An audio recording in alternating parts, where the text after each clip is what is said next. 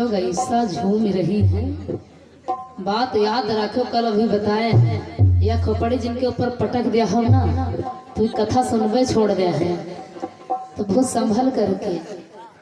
ऐसा निंद्रा रानी आए रही हैं, और जबकि कहते हैं कथा प्रांगण में निंद्रा रानी को नहीं आना चाहिए, लेकिन जहाँ यह मन कथा से अलग गया नहीं, बस निंद्रा रानी पाए गई मौका, और उनका का देखे तुरंत झुमावे लगी। हाँ, तो निंद्रा को दूर करते हुए इधर आज नवलदे बड़ा पश्चाताप करती है कि मुझे भरोसा था कि मेरे भैया, मेरी मैया और मेरे पिता कोई ना कोई तो मेरी मजबूरी में शामिल ही होगा, और कोई ना कोई तो मेरी पुकार सुनेगा ही, लेकिन किसी ने नहीं सुना। जब इस बात को किसी ने, इस दुख को किसी ने नहीं सुना, तो आज नवलदे से रहा ना गया। रोती बिलखती अपने पति की लाश को उठा लिया और ले करके अपने पिता के भवन से चल पड़ी। आज भक्तों, जब नवलदे अपने पति की लाश को ले करके निकली, आती है नदी के किनारे। रात्रि का समय होता है, और ला करके नैया पर लाश को रख लेती है। लाश को नैया पर रख करके अपने पति को लेकर के चल देती। कहाँ? कमरू की राज बंगाल को लेकर के चल देती, क्योंकि नवलदे को स्वप्न हुआ है। नवलदे ये बात जानती है कि गुरुदेव का जो मांस था वो बंगाल में पहुंच चुका है, और बंगाल में गुरु का ज्ञान आ चुका है। हो न हो मेरे पति के प्राण बच जाएंगे।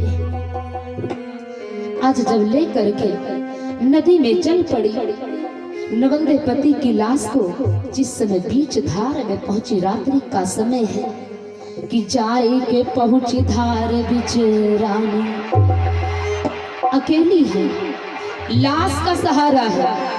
नवलदे को जीवित पति ने मृतक पति का सहारा है।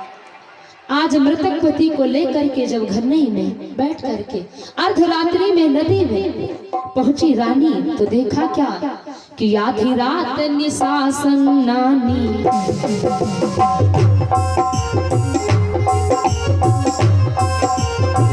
आधी रात निशासन नानी, गर्ज नभ में अर्राटो।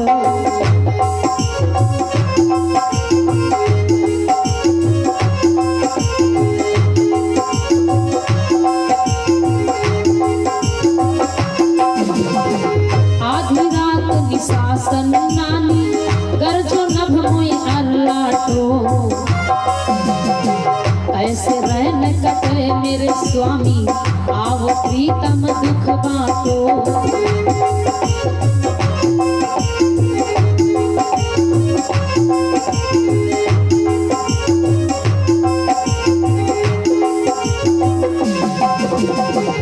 ऐसे रैन कटे मेरे स्वामी, आओ प्रीतम दुख बांटो।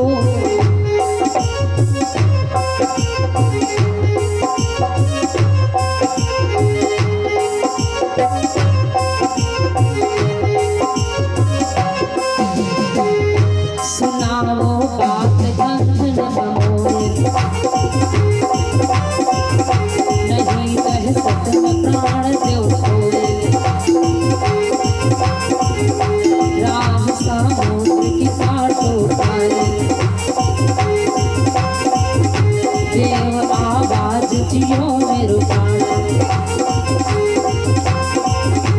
सीधे राम कहे राजा की, नारी विरह दुख भारी। आज बड़ी रहे दुख कटल बाटो।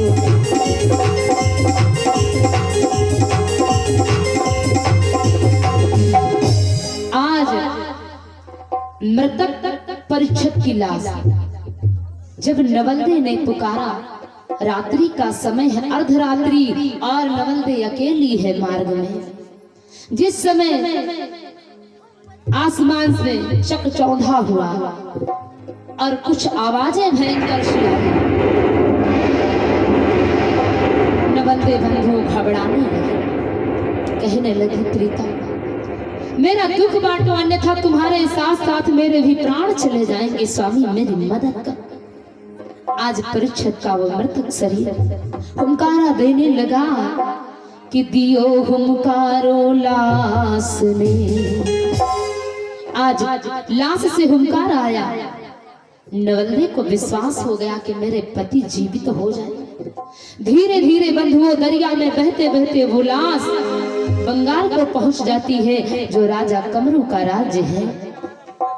और जब वहां पर पहुंची तो बंधु रात्रि भर जागी थी, चली थी और दुख था। ऐसी परिस्थिति में कि ना सतावो नींद रानी उमर कड़ी, ना सतावो नींद रानी उमर कड़ी।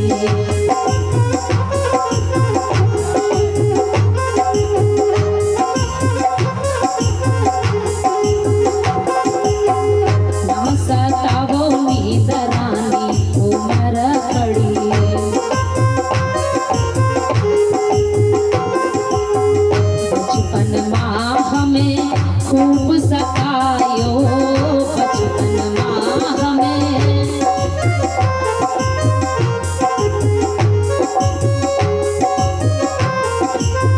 ना सतावो नींद रानी उमर पड़ी, ना सतावो नींद रानी उमर पड़ी, ना सतावो नींद रानी उमर पड़ी।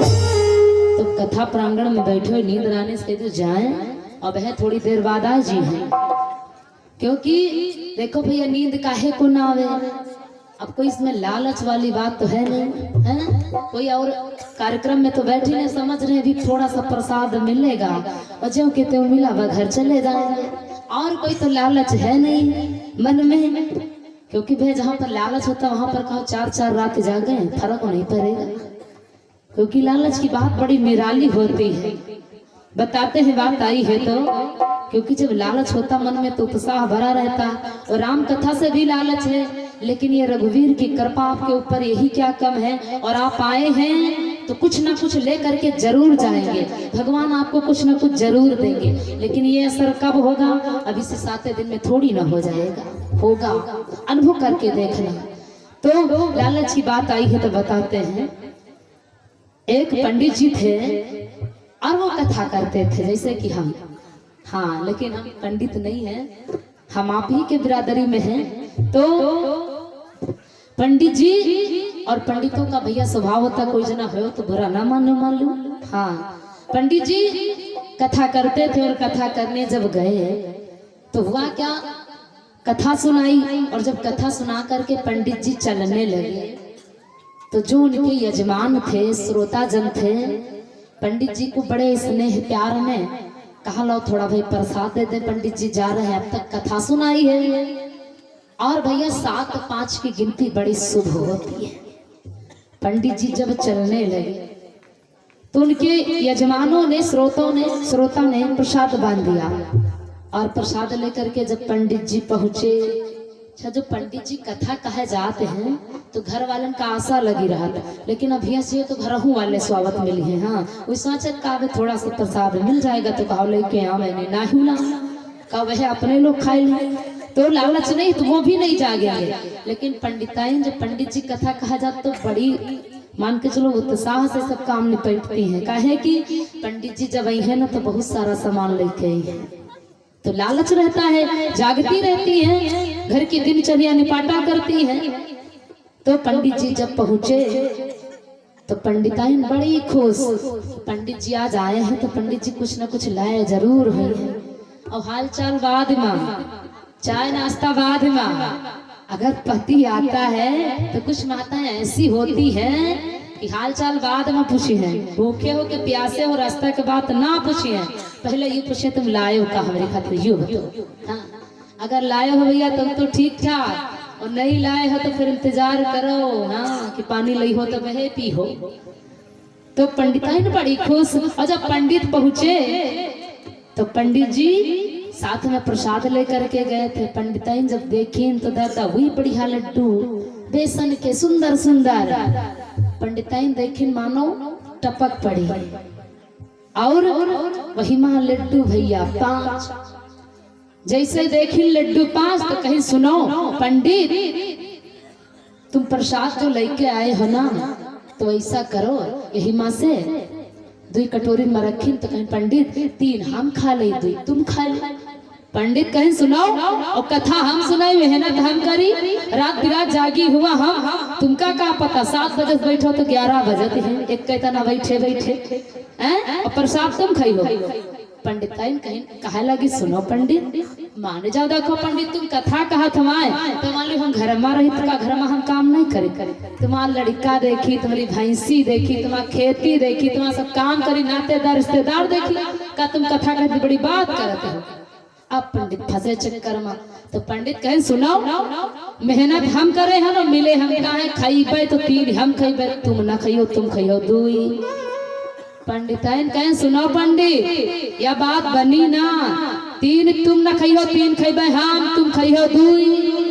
अब धीरे धीरे भैया हुवत करत बात बढ़ी गए, लड़ाई का कोई जर हुवत, बात बढ़ गई, और जब बात बढ़ गए तो पंडिताइन कहें सुनो पंडित, खाइबे लड्डू तो 3 हम खाइबे, पंडित कहें 3 तुम न खाइयो, हम खाइबे। पंडिताइन कहें पंडित हमहू अपने बप्पा बिटिया खा तो 3 लिखा। पंडित कहें तो ठीक, या बतावत हम अपने बप्पा की बिटिया हम 3 खाओ, और जब कहूँ दादा हम नहीं कही थे तो मान लो बात गड़बड़ा रही है ऐसे, यही का मतलब हम अपने बप्पा की लड़का नहीं। पंडित कहें पंडिताइन बात बनी ना, अगर तुम 3 खाई हो अपने बप्पा की बिटिया तो खाव 3 आज हमहू अपने बप्पा की लड़का।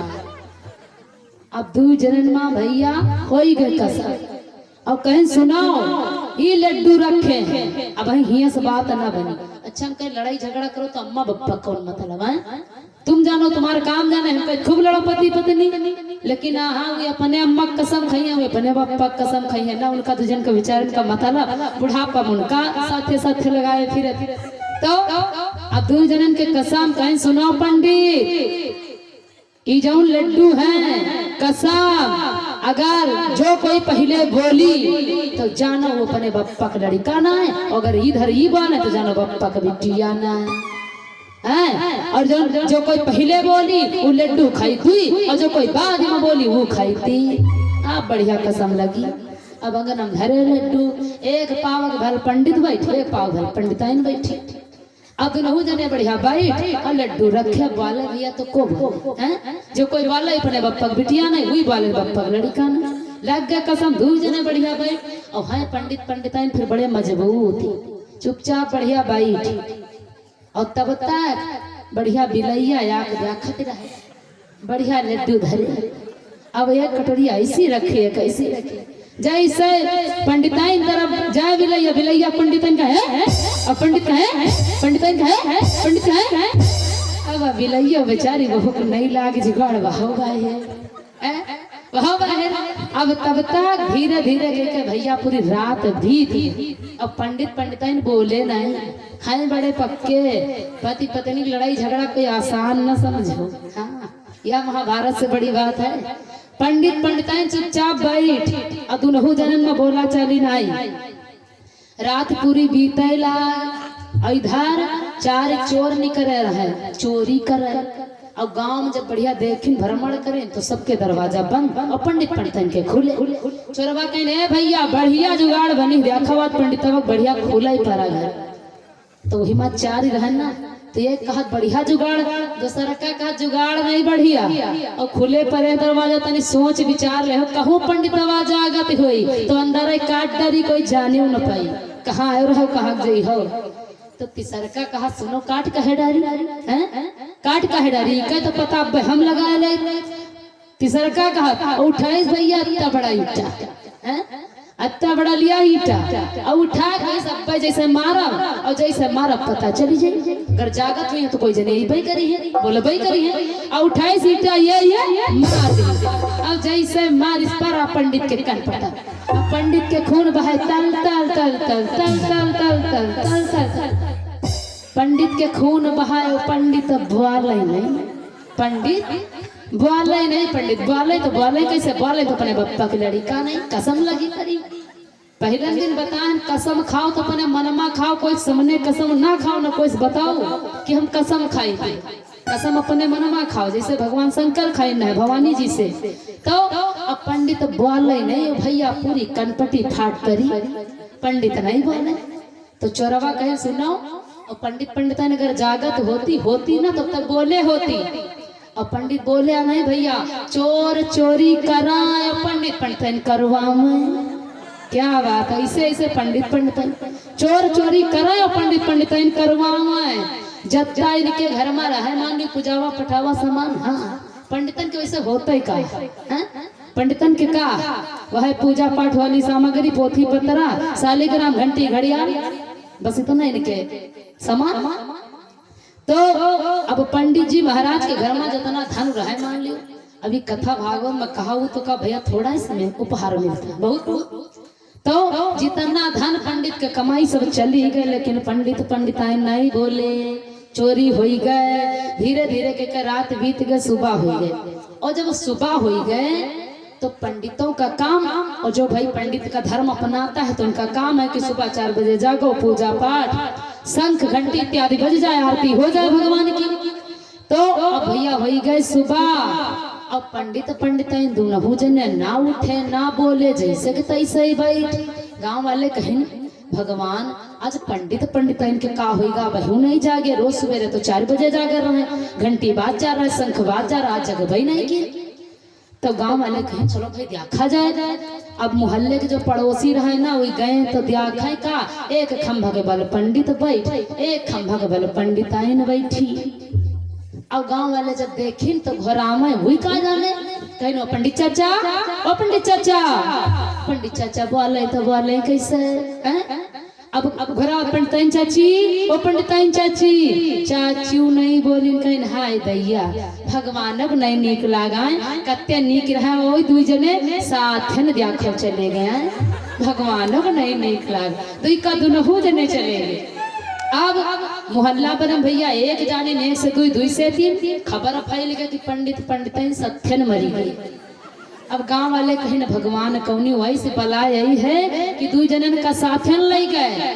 तो चलो भैया व्यवस्था की जाए, मान ली उनके कोई है तो है पंडिताइन के खातिर भैया या का व्यवस्था, या कई टिकट ही कहीं का करी हो 2 बनाए, मान लियो पति पत्नी आई भाई कर रहे, एक बनाओ एक निपाटो, एक कफन या कई टिकट ही, वह में 2 जनन का लपेट दिन गांव वाले।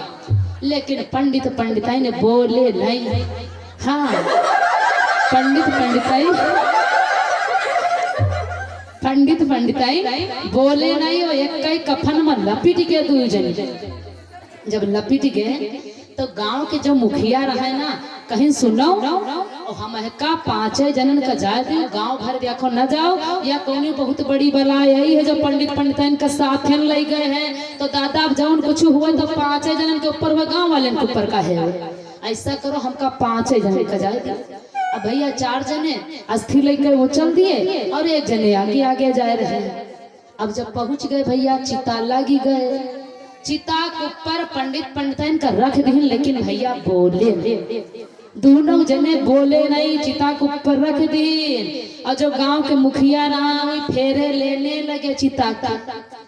और जैसे ही भैया वाह लपटती आग, जैसे ही लगे चिता माँ, और पंडित के चोट लागिन रहा, पहले पंडित का कनपटा फाट पड़े रहे। और जैसे आग की लपक, जैसे पंडित के लाग, पंडित तड़पड़ा फाड़ दिन का पसंद गए। अरे अब तो बोल दे, कफन फाड़न पंडिताइन से कहना, अब तो बोल दे। पंडिताइन कहन बस पंडित होएगा फैसला, अब 3 का खइबे, हम 2 का खई हो। तो ए भैया गांव वालन का भागई दियो, वहाँ 5 जने कहीं दादा ना मरते दियार ना परेत होते दियार। ई तो अब्बे कहा 3 का खई हो, तुम 2 का खाबे। हाँ, गांव वाले आगे आगे, पंडिताइन पीछे पीछे। तो कहते हैं कि कहे सुने पत्थर चली जाई,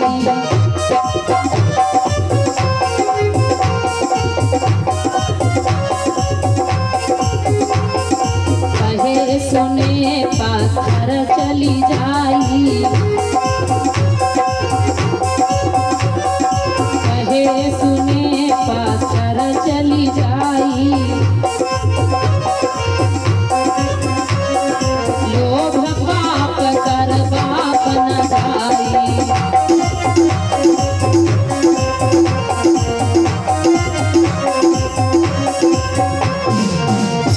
आनंद चंद भगवान की। अच्छा देखो अब निंद्रा गायब हो गए। हाँ कारण है कथा में मिलता है रस और आनंद। भैया जी का रस आनंद दोनों चीज मिल रही है तो निंद्रा तो निश्चित है नहीं है? जो मन मुताबिक यदि मिल गया तो फिर निंद्रा तो निश्चित है ही, क्योंकि नींद तभी आती जब शरीर को आनंद मिलता है। अन्यथा टेबलेट भी खा करके लेटोगे नींद नहीं आएगी। आइए अपने प्रश्न पर ध्यान देते हैं। तो आज नवल दे रोती बिलखती उसी समुद्र के तट पर बैठी है बंगाल में, क्योंकि वहां पर एक आ करके उसके पति की लाश को चुरा ले गई है।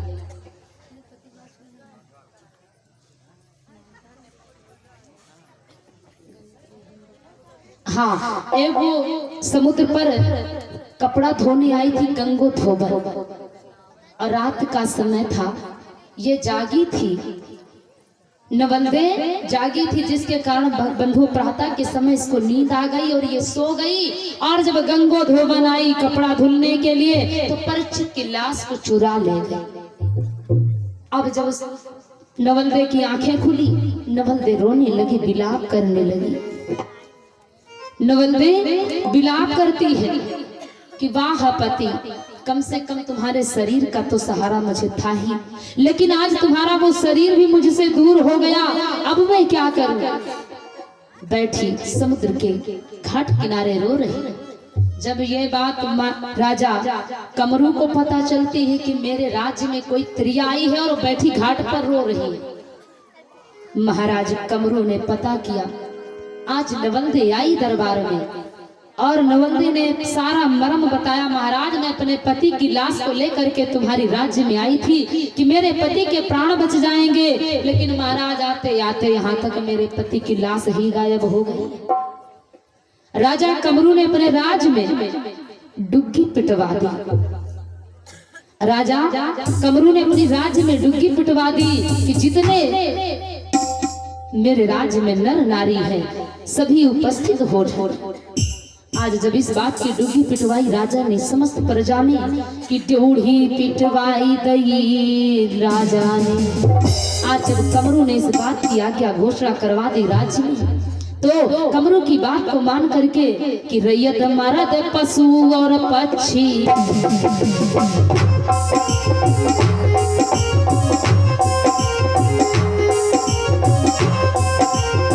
रैयत मर्द पशु और पक्षी कमरू ने बुलवाए हैं।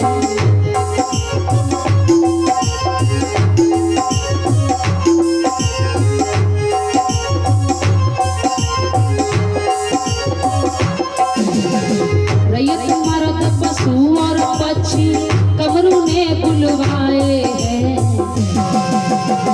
ड्योढ़ी की यह खबर सुनत ही राजा के डिग आए हैं।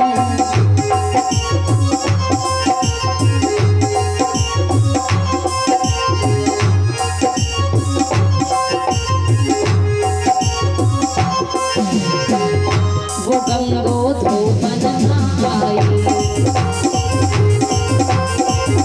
खबर राजा ने जब पाई, सिपाही तुहरे पहुंचाए, पकड़ी कदम समेत लाए। हुक्म बांधी गई धोबन कोड़ा तन पर पटको, अधिकारी कपट गए पति को।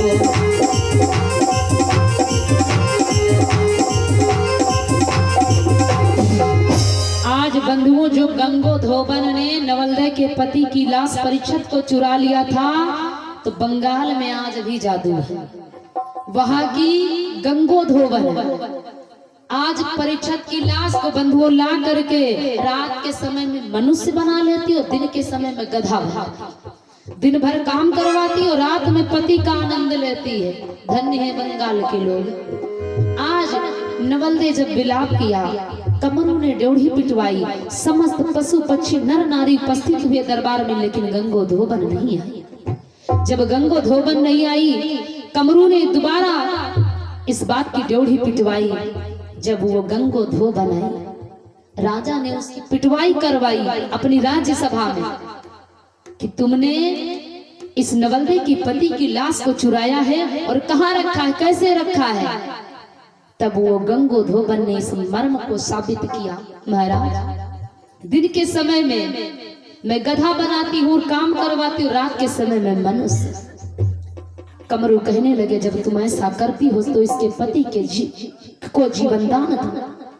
आज जब कमरू ने कहा, बैठ गई गंगो धोबन बंधु अपने जादू टोना चलाने लगी कि बैठी नारी चलाए रही जादू।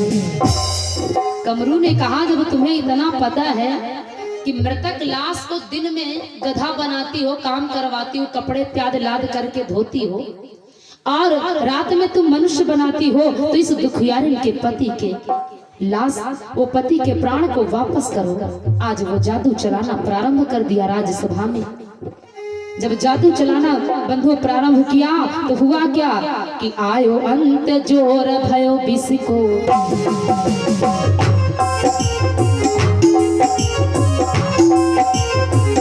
आयो अंत जोर भयो बिसको, राजा की देही फाटी।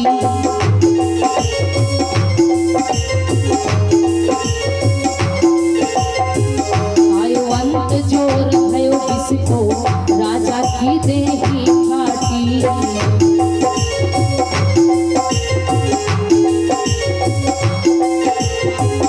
आभहीन भयो तन जाको, पड़ी रही भुई पर माटी।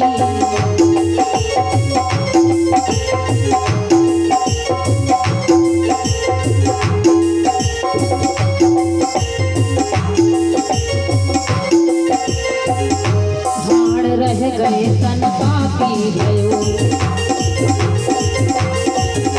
भरोसो किया पति अब गयो।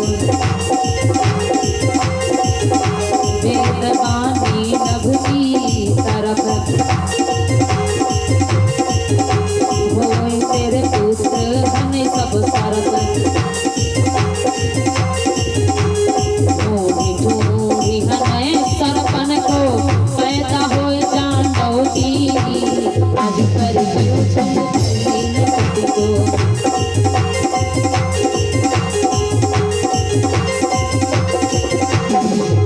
जैसे बंधु गंगो धोबन लूना चंबारी जादू टोना चलाने लगी तो समय ज्यादा हो गया था, और जैसे जादू टोना चलाया परीक्षित का शीश फट गया, और जब शीश फट गया मृत्यु हो गई। मृत्यु हो गई, विलाप करने लगी नवलदे। आकाशवाणी हुई, नवलदे तुम विलाप मत करो, तुम्हारे गर्भ में जो पल रहा है वो ऐसा पुत्र होगा कि समस्त सर्पों को ढूंढ ढूंढ करके मृत्यु का दंड देगा, तुम धैर्य धारण करो।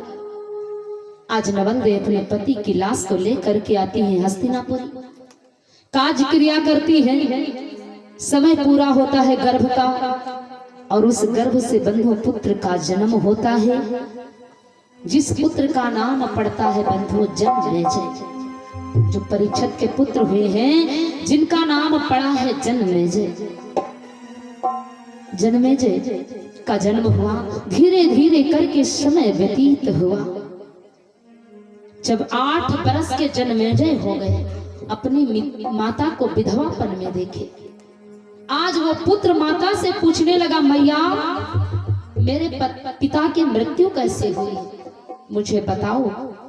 आज नवलदे रोने लगी और कहने लगी, पुत्र मैं क्या बताऊं कि तुम्हारे पिता की मृत्यु कैसे हुई है। जन्मेजय ने हट कर लिया, मैया मुझे बताओ मेरे पिता की मृत्यु कैसे हुई है। नवलदे कहने लगी, पुत्र सुन के बात कुंवर से बोली कि मेरो पिता नाना तेरे छौना।